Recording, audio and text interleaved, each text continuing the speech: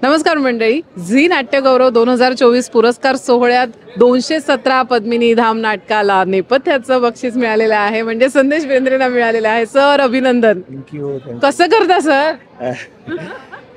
थोडं यावेळेला दडपण होतं, जरी माझी 3 नॉमिनेशन होती 5 पैकी. कारण कॉम्पिटिशनला समोर सचिन गावकरचं होतं आणि प्रदीप मुळे मामांचं होतं, त्याच्यामुळे मिळेल की नाही मिळेल हे थोडीशी धास्ती होती. पण यावर्षी माझं सलग 5वं झी गौरव आहे. अनन्यापासून सुरुवात झालेली आणि आज 5वं मला 217 पद्मिनी धामसाठी. खूप असं वेगळं फिलिंग आहे, मी सांगू शकत नाही आज. कमाल सर, अभिनंदन. 5व्यांदा, सलग 5व्यांदा अभिनंदन. आणि मला आता तुम्हाला खरंच असं विचारायचं वाटतं की नाटक तुमच्यासाठी काय आहे सर? नाटक आता माझ्यासाठी जीव झालेलं आहे.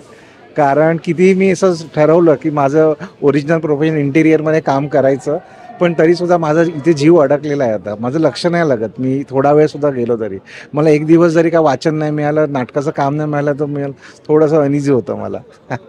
असंच असतं म्हणून नाटकं बघा, जास्तीत जास्त नाटकं बघा. खरं मी सगळ्यांना विनंती करीन की फक्त विजेती झालेली नाटकं नाही तर इतरही अनेक नाटकं रंगमंचावर चांगली आलेली आहेत, तर तुम्ही सगळ्यांनी त्याचा आस्वाद घ्या, हेच मी सगळ्यांना सांगेन.